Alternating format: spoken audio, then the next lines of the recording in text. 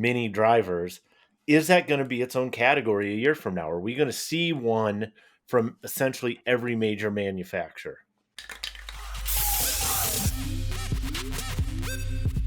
What is up, everybody? How you living? No putts given. Tony and Chris were back. We were on the West Coast last week. Sound up. Sound up. Yeah, hopefully we'll see if we can't get that right this time. As much as we like you just filling in words and trying to work on your lip reading skills. We're not working on our miming skills anymore. So, we'll see what happens. Yeah, like I said, we were on the West Coast last week seeing Cobra, seeing some of the new stuff. This is going to lead into something we'll talk about here in a little bit, which is our stock ticker survey. But very quickly, thumbs up, thumbs down on new Cobra stuff in 25. Oh, I like it. I really like some of the stuff that's already out there. The 3D printed irons. Mm-hmm. Yeah, those are just fun. Mm-hmm. Fun. But the new stuff, I would say something really cool coming with it potentially, but just generally, like I've been a fan of Cobra metalwoods in particular for years, and so I think to dissuade us from that opinion. Yeah, the changes and call them changes and enhancements coming to the new lineup. I like quite a bit. So so little teaser. We'll talk stock ticker survey here in a minute. Nothing crazy going on tour. Obviously, it's the fall. Some of that stuff's being covered. We talked about Ryder Cup ticket prices. The only thing I wanted to mention was this. So JT posted the Postman. He's a Titleist staffer. He won this week. Congratulations! That seems like too easy a nickname, right? Like, too easy, or lazy. It's like calling McGriff the crime dog. Exactly. It's close enough. We'll go with it. You're not going to be shocked to see a GT driver in there and that stuff, but Fairway Wood and Hybrid are TS series. So again, this goes back to something we've said time and time again and over, and we probably will, even as new stuff is released, is there's like theoretical differences in equipment and practical differences in equipment, right? Like we've never had a company come out and say, we just couldn't come out with anything better this time around. So, we're good. We'll just, we're just going to keep selling what we currently have. But just because it's better on paper doesn't mean that it's necessarily better for you. That's something you have to figure out. And for JT Poston, again, a better player in the world, one of the best players in the world, winner on the PGA Tour. He is playing a Fairway Wood and Hybrid that are, which let's see now, what is TS? So we're in GT. We had before that TSR and then TSI and then TS. Is that right? So GTRI nothing and then So nines. By any account, old, antiquated, if you will, to technology in Fairway Wood and Hybrid. But to be fair, let's be fair. Titleist has jumped around quite a bit in its hybrids, like changing footprints and trying some different things. So when we talk about almost everything is by some measure iterative. Right. But at the same time, Titleist is like, all right, let's go bigger, let's go smaller, let's go really small, let's go quite a bit bigger. And right. So, but that's one of those things. I'm saying it may not be better for you. If a bigger fairway wood is not for you, and that's what they come out with that year, which is maybe this, that, or whatever, but it's slightly larger, and that doesn't help you, don't buy one. Yep. Keep rocking what you're rocking. That kind of makes sense to me. So anyway, let's talk some equipment stuff. We're going to get into equipment things. You wrote an article quickly today. There's some more stuff on the USGA conforming list. Okay.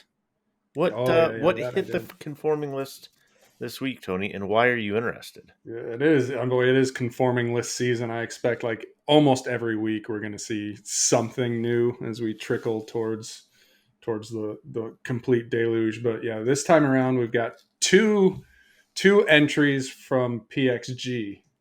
So we've got a Black Ops Ultra Light driver. So not just regular light, but this thing's ultra light. Ultra light. Okay. We'll go all the way. We're not going to half-ass it. Yep. All the way. Premium. Uber light. Yep.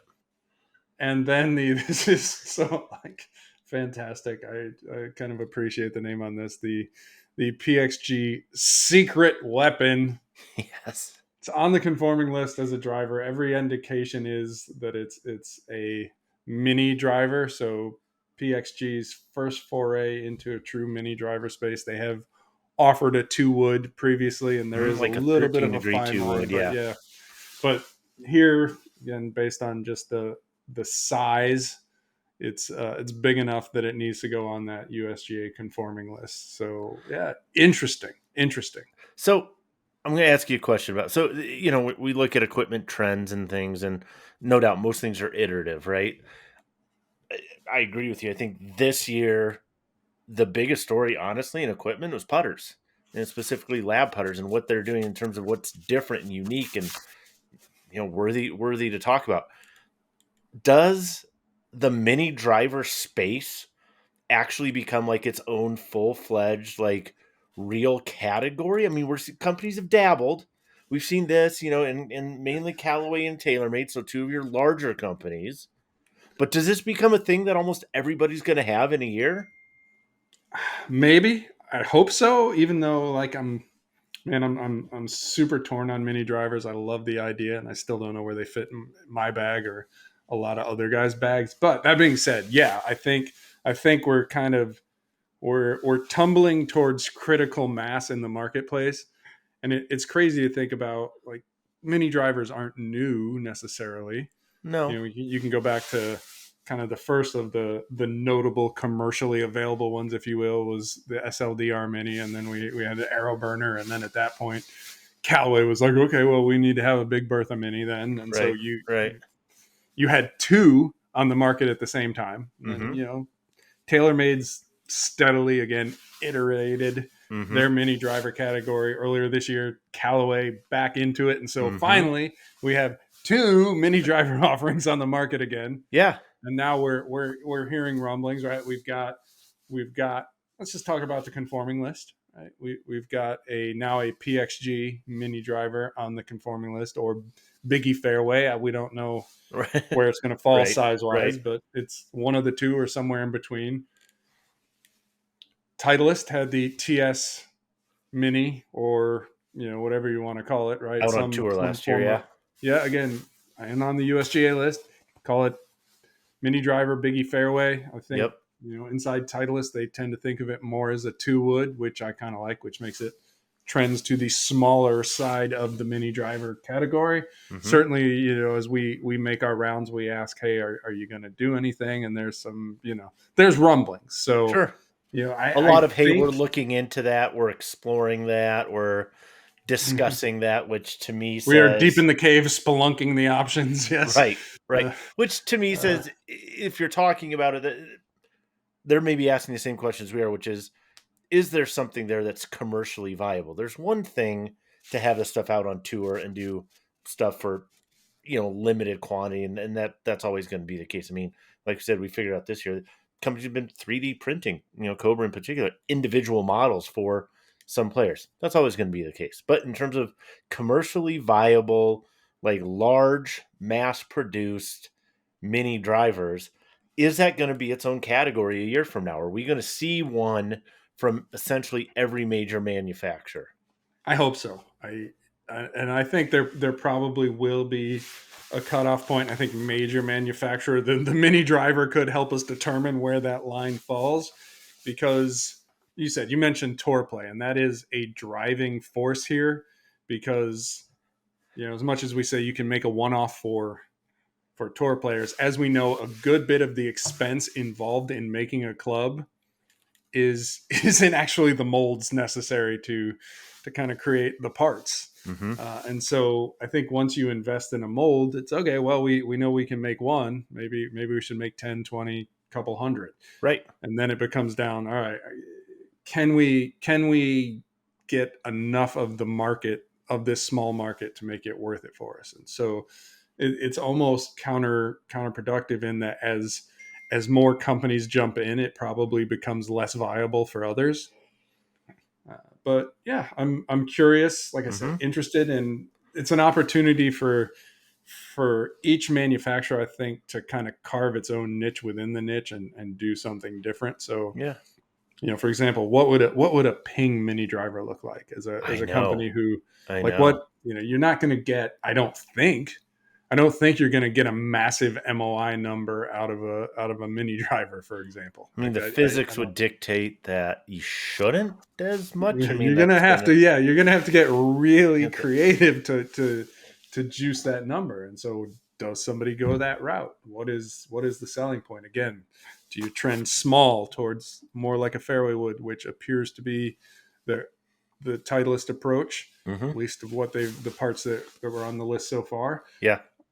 Or do you go to the Callaway approach? Do you go like, this is really a mini driver? It's Mm-hmm. it's even a biggie mini by A that biggie. I standard. know. So, yeah, and It just again, makes not knowing, like, being so thoroughly fascinated by the category, and then having no idea of how I would integrate one into my bag, because I said I would go, like, I'm a 3-wood guy. well, I like that's that strong 13 and a half compact 3-wood mm-hmm. that I can hit off the deck, because that's normally, or the 95% of how I use it. I don't hit it a lot off the tee. I'm a Yeah. data math guy says you probably don't need average golfers to be hitting the 3-wood. You're not getting that much out of it. And whereas tour pros will hit a 3-wood when they need to hit something shorter than a driver, Mm-hmm. out when the risk is out cooking your coverage. I don't run into that problem too much. I don't. Yeah. Like, Yeah. I don't I know. would Yeah. I would hit it, but yeah, my I might money fly it too swing right far. these Yeah. days. If I can get Yeah. it 270, I'll be in trouble. Come on. Mm-hmm. So yeah, different animals. So I'm like, maybe I just need a longer shaft in my Yeah. 3-wood. I think. I think maybe this is too early for a prediction, but very well be. But the traditional 15-degree 3-wood dead. Gonzo. I mean, we're seeing more 4-wood 16 degrees, and you mentioned 13. I mean, and maybe it already is dead. It'd be, and if you get something in there, like, again, asking people to ask themselves the question, what is this club for, and what is it supposed to do? And is there a better answer for that? I think the point that you mentioned there, just really quickly, that's super important, is how do you use it? If you're a 95.5 guy, so if you're using a 3-wood essentially, or that next club off the tee, hardly, next to never, well, then you should optimize around off the deck performance, how you hit it, when you're playing it out on the course, not off the tee. What about somebody else? Right? What if they're the other way? What if they're like, God, I never hit my 3-wood off the deck. I'm hitting a 7-wood or 5-wood. I never do it. I'm only hitting it. I'm 95% off the tee.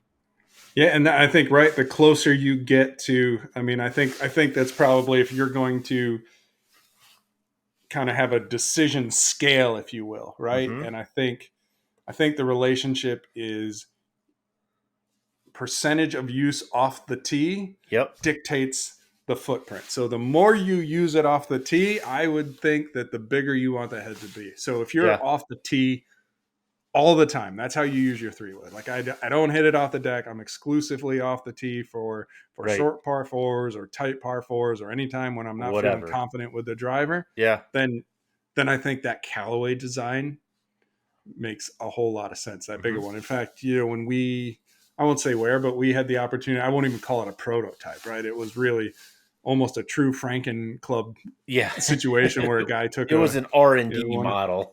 yeah, well, not, yeah, like one of the guys who works on tour took a full size 460 head, put some hot melt in it to get the weight up, and then put a shorter, heavier shaft in it.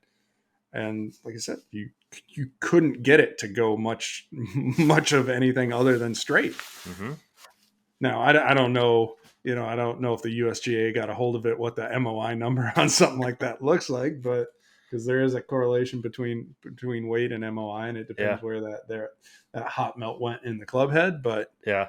yeah, That's going to be interesting. I mean, it's an short evolving and big. category. I think we're going to hear more. We'll definitely come back to this as we get stuff. I sent you 2 pictures. We'll have Nick throw them up there. I need to figure out, okay, Oh, we okay. get this question all the time, right? Like, should I replace my wedges, or when should I replace my wedges? Or, if you've watched any except like Vokey will throw out roughly 75 rounds. And the thing that's really hard about wedges is Do they're you play two. 75 rounds a year? I mean, probably, Yeah, you play hopefully. more than I do. I I have don't a know. shit Definitely year with from like last year. practice and Anyway, stuff too. But like, yeah.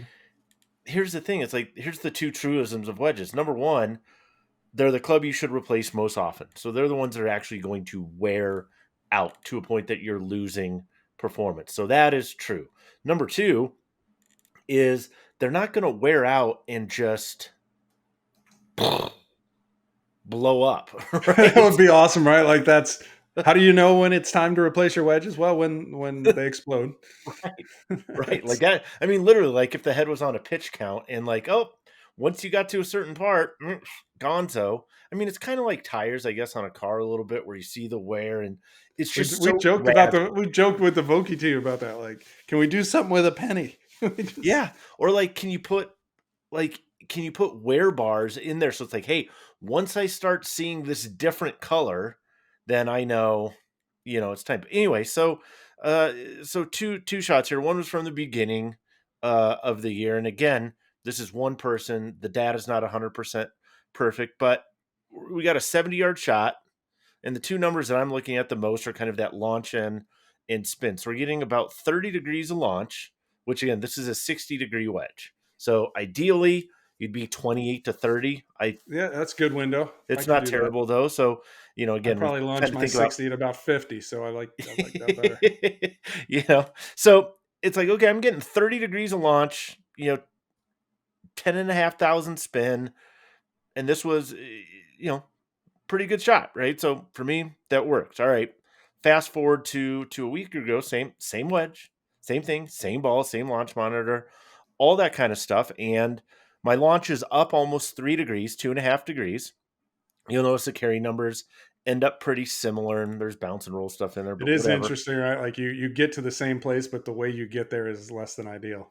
Yeah, and just noticing a little, and again, you have to take stuff in. Sometimes the course is a little firmer, sometimes it's not. But I'm going, okay, hey, it feels like when I'm trying to hit these shots low, I'm not as able to do that. And sure enough, I'm seeing again another 2.5 degrees of launch, spins down over 1,000 RPM. My question for you is, if these were your numbers, is this time to replace a wedge? Is that enough for you to go Three kick it out? degrees, 3 degrees and 1,000 RPM. Yeah, Yeah, yeah, yeah. on a It's time. 70-yard. New wedge. Again, this is on a 70-yard shot, and for full disclosure, at sea level here, my 60 degrees, I'll hit it up to about 90 yards is like a full ish. Yeah, I So would never take a full swing with a no, wedge. like I'm never gonna try it, but I have to Uh, think that, man, even if I try, more speed, these numbers might even get worse. So I'm looking at that saying, yeah, I probably should. But what do you think? Yeah, ditch it. yeah, yeah, absolutely. Unless I mean the alternative is to be one of those guys who plays your worn out wedges or degrading wedges Right. and an ion recovered ball, and then every shot into the green you just sit there and yell check check check spin spin stop stop stop, and it's never going to happen. So yeah, Yeah. I would say replace, So or if you can there's anybody switch to a out there that Kirkland would ball. like a well worn out T grind SM10, I got one here for you. You can have it. It's It's an alternative Kirkland golf ball yeah, with that's that spin super back up. spinny. I know. I know. Anyway, All right, we got a survey. We got survey results that came out today. I yeah, want you to walk me through this. This was kind of a cool survey we did. We call it the stock ticker survey, kind of stock survey. Basically, what we were doing is assessing different things in a very, very simple fashion. So when you're super thinking about simple. a company, not just where they're at, let's say in terms of success, but like where you think they're headed. So buying or selling, like what's the Yeah, trend? I think very simply we started out. We want to do this over the course, like probably at least twice, maybe even more times than that a year. Ask Mm-hmm. basically the same question and just see, hey, just like you're looking at a stock report, is the stock ticking up or down over time? And so for this one, we kind of said, hey, from the beginning of the season, would you say the brands on this list are trending up, down, mostly the same, or you have no opinion? And if you have no opinion, basically doesn't factor into the rankings at all. It's a very simple scale where, if you said trending up, it's a 1. If you said neutral, it's 0, and trending down is -1. We take the average of all responses, and that's how you get, 0.35, Yeah. 0.52, etc. And it gives us a And good just baseline, like I said, kind of year to date, if you will. So we kind of broke it down. We got apparel brands, equipment brands, stuff like that. But let's look at the yeah, and equipment brand. we kind of say like, and it's a loose description, but anything that's 0.25 to -0.25, we say is mostly flat. It's Yeah. kind of how we categorize it, and then anything above that is truly up or down. Okay. So yeah, when we look at just the equipment brands, what jumps out to you? What do like? Oh my gosh, I have to comment on that. Yeah, I mean, I think lab as the most, and I think it's probably fair. Like I said, I was in Carlsbad earlier this year, stopped in to see an old buddy who's been around a long time, and it's like, Mm-hmm. what's hot this year other than lab, right? Like Mm-hmm. that's kind of the one that's been hot. So I, not surprising, but at the same time, as a smaller brand, a little bit surprised maybe that it's getting the notoriety. I think Ping up, and I think had a great year with Max 10K driver, and certainly Yeah. of the 3 10K on the market right now, I think it was probably I would go so far as to say the best, but certainly the one that generated the most buzz. So that stands Mm-hmm. out. And then looking on the negative side, Snell, I think we can attribute that to Ball Lab results, and Sure. as much as I think that kind of sucks at the same time, I don't think it's unfair necessarily. Yeah. Um, the one that actually kind of surprised me, and it's kind of just beyond that mostly flat, but into the down category is Toulon design putters, Right. and that's one I'm like, I mean, it's I don't know, I struggle to explain it. I think it's maybe just the price of the product more than Well, anything and you else, and the don't know fact that the because right business because model is fully limited edition at this point. So yeah, to me, it's kind of a consumer confidence metric. Like I said, like if you think about it, like as a stock, would I buy it? Do I think they're trending up or trending down? And I think sometimes if you don't know where a company is going, like, hey, what is the plan? So if I ask somebody, hey, with Toulon Design specific, like, what do you think their plan is? And right now, it's small batch, limited releases, stuff that's really really cool. But if there's a consumer saying, hey, what is this leading to or what's coming? I wouldn't fault somebody for going, I don't feel like I have a really clear picture of what's next for them or where this might be headed. So I wouldn't necessarily be investing in that stock right now because I don't necessarily have a clear idea of where things might be going, you know? yeah, that's fair. And again, And the price point sure. is high. Yeah. And the other thing is I mean, just quick glance, way more up than down. So to me, that suggests that consumers are saying, I have more confidence in where companies are going, and I think things are going better, or more things are going good than are going bad in the industry right now. And I think for equipment companies, that should be an overall positive. I would think so. Yeah. And again, it'll be interesting as we start to develop over time, right? Like this is effectively like this is starting point, this is the baseline. So really kind of what matters even more is where do you go from here? Mm-hmm. Mm-hmm. So yeah. Yeah. When we do this survey again, like I said, if we do it a couple times a year, especially like, hey, after all the new stuff is released, people have a pretty good idea of what's out for 25, and that gives people a sentiment, right? Of okay, this is where that company's going this year. I mean, let's say something crazy. What if TaylorMade totally abandoned carbon, which I don't think they're going to do, but that could really change how people feel about what direction they're headed. A year ago, I don't think Lab would have been that positive. They probably would have been up, maybe some, but seeing some of these results, they're definitely riding it. How about apparel brands? What do you see there? What jumps out to Yeah, you? well, this was fascinating because I mean, full disclosure, right? We're still like, "Ah, how do you cover apparel? How do you get people Mm-hmm. as excited about apparel as they would any other piece of equipment? Because, like I said, apparel is equipment. Your shoes are equipment to an extent. Mm-hmm. Your shirt is equipment. Certainly, rain Mm-hmm. jackets are equipment. So just trying to figure it out and then understanding kind of where perceptions are. So, the ups here, Roback, which you can chalk up, I think, a good part to their advertising. Like they're absolutely everywhere.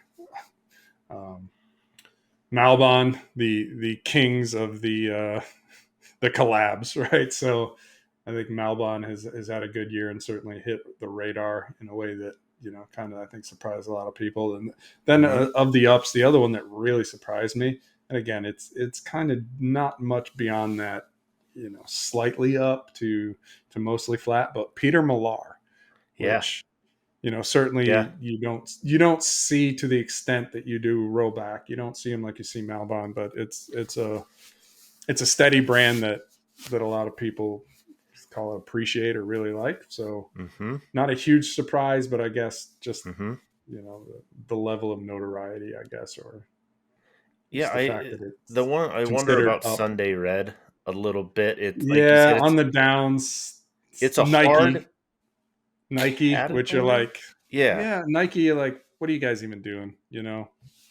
So that one didn't surprise me. Sunday Red down there, and I think this one, this Sunday Red's a struggle for a lot of people. I mean, you got a lot of there is an audience for all things Tiger sure. still, but at the Mm-hmm. same time, I think in hindsight, TaylorMade would probably concede that this was not their most well executed launch in history. Right.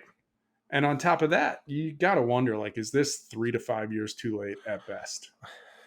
Yeah, Because I the mean, less, I mean, when it's that tied to an individual, um, the relevance of that individual is super important. And I'm not saying that an individual can't be relevant without playing a lot. Uh, I mean, Puma, I know on here it says they're slightly down, but if we were to break these things out and you look at some of their limited stuff and launches, like their Arnold Palmer collection stuff has sold out super fast on our site and others. Like there are really, really cool things going on there. I just wonder, to me, Palm there's Tree still Crew, some, yo, yeah, there's there's PTC. there's still some confusion to me on what Look exactly at is this. Sunday Red. Like, is it a lifestyle brand? Is it an on course brand? Is it just Tiger's brand and it's all things Yeah, Tiger? is it Is a it tiger centric money grab? I mean, these are real questions. yeah? So I don't know, kind of interesting. And then let's pop down to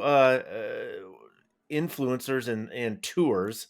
Uh, the only thing that jumps out to me about influencers is that influencers are up, like way up. Like people care deeply about what's going on in the non-professional golfer YouTube golfer space. Like you said, we didn't have Bryson on this list. If we had that, My his would bad on that. his My would bad. probably be way up here too. Uh, is this a good thing for golf? It's a curiosity. I think, look, we've talked about YouTube channels quite a bit and how that's taken off. And there's two ways to look at it, right? Is this YouTube golf trend, is it entertaining? Is it to an extent even more enjoyable as a viewer than the tours, which we'll talk about in a minute? So that's one piece of the conversation. And then it's, how does the fact that Grant Horvat or Gabby Golf Girl is trending up relate to marketability for equipment brands, sponsorship opportunities, and things like that. Because Mm-hmm. Mm-hmm. in many respects, influencers have become the new brand ambassadors, Right. and it's an interesting transition. But at the same time, we're starting to hear as we talk to equipment companies like this is getting out of hand.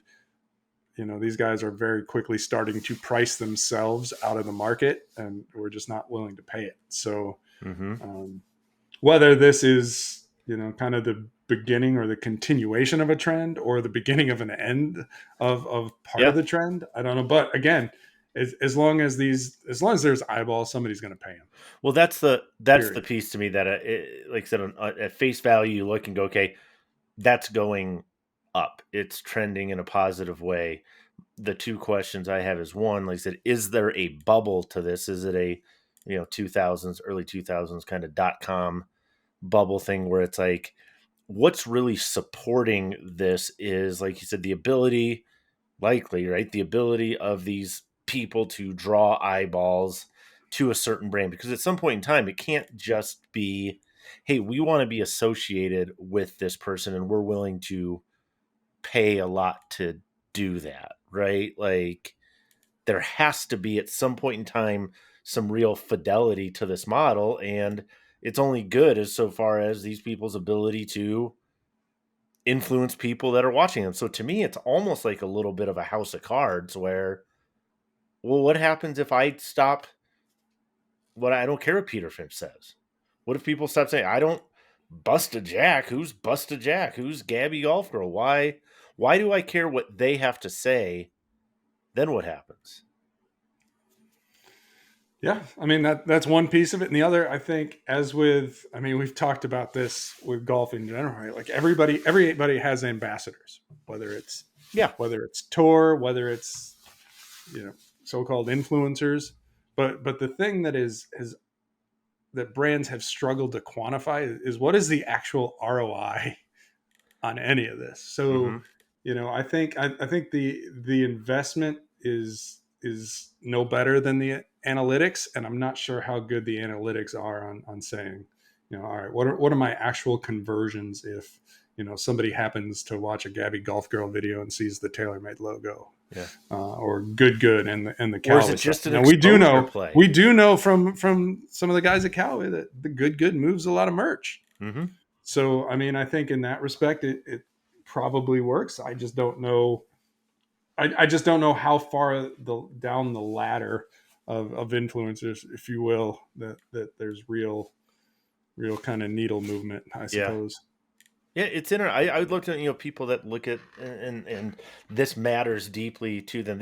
This does not move the needle for me. I don't equipment stuff. I don't care. I really don't. So, but there are obviously I people mean, that in do. fairness, though, like we get to go sit in the room with the R&D guys that made the product, so like that's what's going to influence us, is being in that 100%. conference room. So it's a little different equation. But I want to know from But people that are like, why does what Paige says matter to you? Why is this influencing to you? Why does, like you said, the good merch? So people buy it. Why do you buy it? Like what's attractive to you about a good driver? It's the same Callaway driver. It just says good on it. What is that? Is it, I don't know. It's just that. And then now I'm going to convince you that you should buy a $500 rain jacket. So so I let's finish up with that though. Is Yeah, real quick, the tours, we'll touch Yeah. on them Oh yeah. briefly. Sorry, I Basically, skipped that. Yeah. LPGA up, Corn Ferry up slightly, everybody else down, and Live down more than anybody else, which, all of that falls into the category of things I expected. So Yeah, I like your from the readers portion. Pro golf yeah, sucks except for majors. Rather watch YouTube golfers. That's more relatable. And I'm glad to see the LPGA up. Don't know yeah. why necessarily 100%, but glad to see people feel like it's headed I in the feel right like the direction. men's tours have reached that threshold where many people, not everybody, but many people find them to be entirely insufferable, Yeah. and it's just that just makes it Yeah.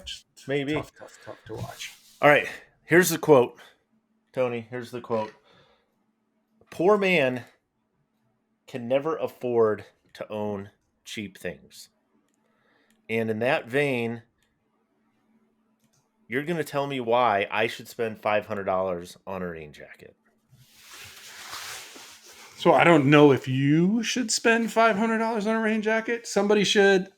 I think Sell me this pencil. Sell so. me. Within woodworking circles, we're gonna go off. We're gonna go off a little bit here on a small tangent. There's a phrase you'll see on woodworking forums, tool forums, right? It's buy once, cry once. And Uh-huh. the whole idea is buy the thing that you want, buy the good thing, the quality of the thing that has the features that you want, the features that you need. And yeah, you're going to pay more for it, and that's going to hurt. You're going to cry a little bit, but you're only going to cry that one time. You don't Mm-hmm. have to worry about it breaking or not doing what you need it to do, or not being durable, not providing longevity. And so you can, I think, apply the same standard to things like rain gear. And yeah, like, if we know there are different type of golfers, if Mm-hmm. you see that it might rain and you cancel your plans, you don't need to spend $500 on a rain jacket. You don't need to If spend any you money, probably, if you're not going to Right, play in the rain. if It's you just go to like, the golf course and it starts to rain and you give it 10 minutes, and if it's still raining, you're done. You don't need to spend that kind of money on a rain jacket. If you're a right, fair weather golfer of any kind, right, any ilk, you do not need to spend $500 on a rain right. coat. If you are ride or die, I'm playing golf today, I don't give a damn. If it's Mm-hmm. raining, I'm playing.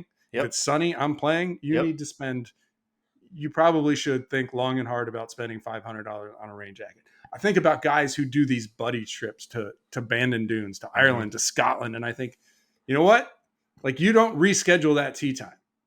Right. You're there for it's kind of an 3-4 insurance days. policy on your trip. Right. You're there 3-4 days. You get what you get. And I just can't imagine having a bucket list round ruined because I cheaped out on rain gear. Like, that to me is insane. And I get, right, we talk about it in the launch monitor space, this idea of, well, it's accurate enough. Well, it's either right or it's wrong. Like, that's right. Like, right. And the same thing, like, I mean, if it keeps me dry enough. So if you're just trying to be dry enough, I'm content to play golf in a moist condition. Like I'll say this: value, can be the enemy of cost, or cost can be the enemy of value, depending on, again, if you're in the market and if you're looking to say, hey, I'm open-minded, I'm looking at rain gear, I'm going to say buy once, cry once. You're going to have it. I mean, if you're really, like I said, if you're a purchaser, you're going to end up spending $100, $200 or something on a jacket. And then a couple years later, you're going to buy another one. A couple years later, you're going to buy another one. And pretty soon you will have eclipsed what you could have spent on one jacket now that's going to last you 3, 4, 5, 6 times those other ones. That would be, and that's the thing to understand. This is not, when you buy a quality rain jacket. This one I'm wearing is like one of Schuss's lightweight models. Yeah. When you buy a quality rain jacket and you take care of it, because that's the other thing. Like, there are washing instructions, and using a tech wash in your washing machine, things like that prolong the life of it. This is not like a buy one every season, every 2 seasons, every 3 seasons. Like, you can get real longevity out of this. And if you're going to play in the rain, and that's golf, man. It is. I've been there. I've had some great rounds in the rain, probably because I'm dry and the guys I'm playing with are mostly not dry, or dry enough, however you want to phrase it. Yeah. It can make a huge difference. And so, like, I'm all about buying quality things. Yeah. I say the same thing about socks and underwear too. Like, they're just places where I refuse to skimp. Get after it. All right. That's a lot of info. All sorts of things. Find us, comment, get all the things in there. Find those things. Let us know what you think. We'll see you next week. We out.